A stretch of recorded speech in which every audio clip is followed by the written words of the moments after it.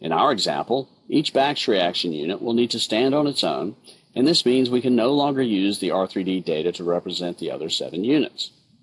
The designers will need to modify the units individually, and this requires S3D data. We will recall that S3D data, or smart 3D data, is fully intelligent. This in turn means it can be used to drive design changes, material takeoff, fully detailed drawings, etc. The full power of SP3D's associative engine, rule-based catalog, and many other sophisticated constructs will now be in play. So let's say we have reached this point on the project. It is time to split off the sister designs, and please note that this does not have to happen at the same time for all the units. And we need to create fully intelligent S3D data. How is this done?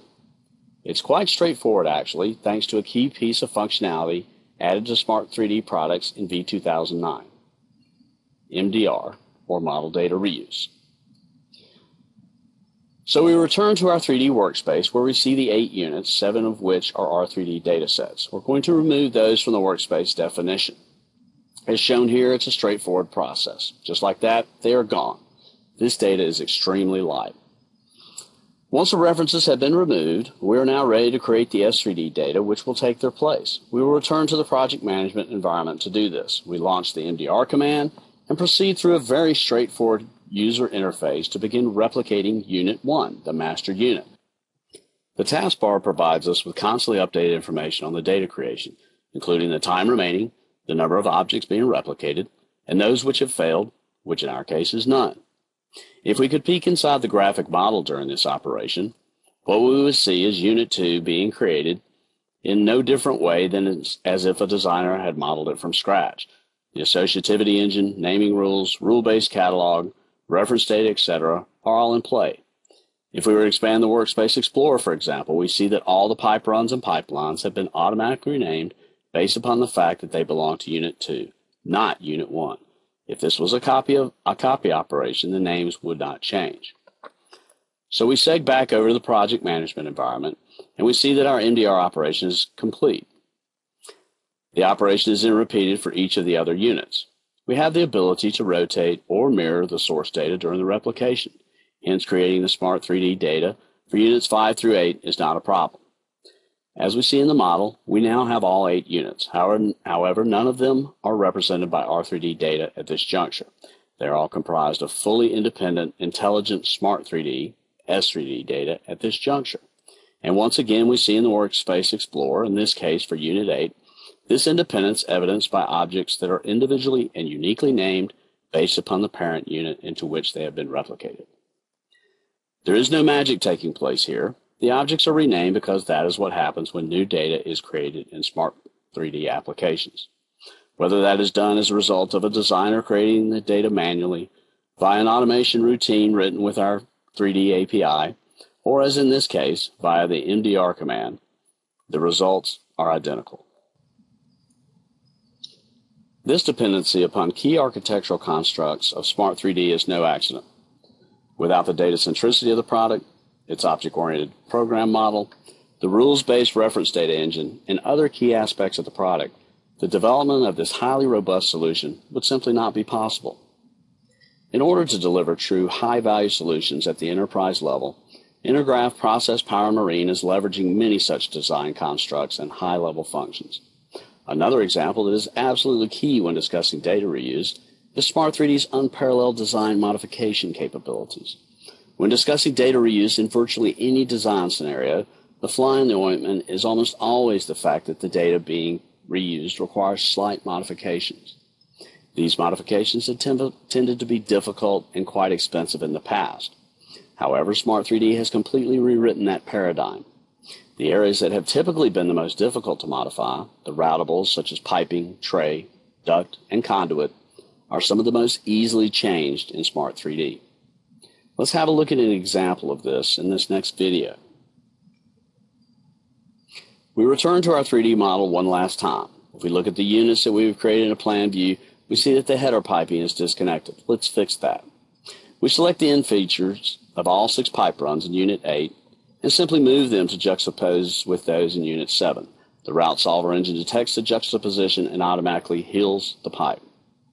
That's it. It takes 10 seconds and uses no special commands. Let's presume we do not want the welds, however. Once again, we exploit the underlying architecture of the software application to facilitate this. We simply select all the features of the pipe header and assign them to a single pipe run. This is done with a shift select to gather up all the features, followed by a select graphically to choose the pipe run that will represent the entire header pipe.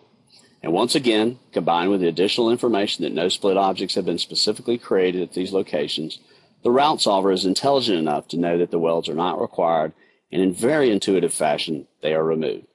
And this is easily repeated for each of the header pipelines.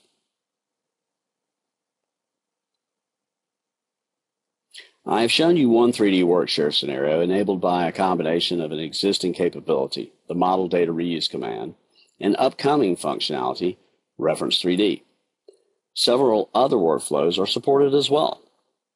One of these is the disconnected Workshare requirement, oftentimes associated with joint venture projects. This is becoming a pressing need as projects increase in size and scope and thus require a greater number of participants. The tools that we have just reviewed also support this environment, and they do so in a manner that secures your intellectual property and holds costs down at the same time. Let's take a look at this next schematic to see how R3D and MDR do this. This schematic illustrates a joint venture project with 4 principals participating: an EPC functioning as a project management contractor, and 3 additional EPCs to which portions of the project have been subcontracted. All are using SmartPlant 3D, and each is functioning in a largely independent fashion with regard to the high-value activities associated with engineering and design of their portion of the capital project.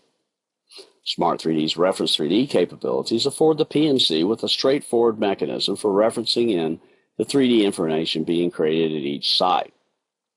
Reference Plant 1 publishes the R3D information, and as soon as it is attached and or updated, the PMC can review this data, or a portion thereof, adjacent to the project data being created locally within his organization. Again, we see that this is a straightforward process for all parties involved. Risk to the project schedule or to IP is highly manageable in this scenario, as no reference data, catalog information, or customization material is passed over with the graphics data file pair. The same situation is true with Reference Plant 2. As his data is published and pushed to the designated location, the PMC can review that information as well. And the same goes for the third reference plant as well. Hence, the PMC has visibility of the entire project, yet the risk associated with partnering with other EPCs on the venture is greatly reduced due to the nature of R3D data being passed between participants.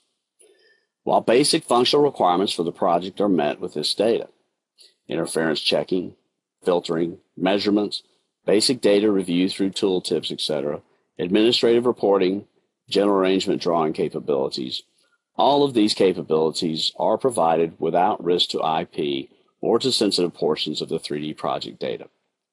The former is a result of no catalog, reference data, nor customization information being required, and the latter by virtue of data only being published and forwarded on a need-to-know basis. A further and very significant advantage afforded with this approach is that it limits exposure of the participants, the PMC in particular, to unexpected cost or schedule impacts. This is because it allows the joint venture participants to execute their portion of the project in a localized fashion and according to the corporate precepts and standards. For example, Reference Plant 1 could be used in Oracle as the reference database management system, while the integration plant and other reference plants operate on Microsoft's SQL Server. Likewise, all can be utilizing their own catalog and reference data material, no need to control centrally, and each can even be utilizing a different version of the Smart 3D application, in keeping with internal guidelines and procedures at their individual companies. Each of these examples not only simplifies management of the overall project, but reduces the cost for all parties involved, including, ultimately, the owner-operator. What we have shown is a project that is homogeneous with regard to the 3D product being used. However, that may not always be the case. As the scope and diversity of projects increase, so does the likelihood of a need to support a heterogeneous 3D Workshare scenario.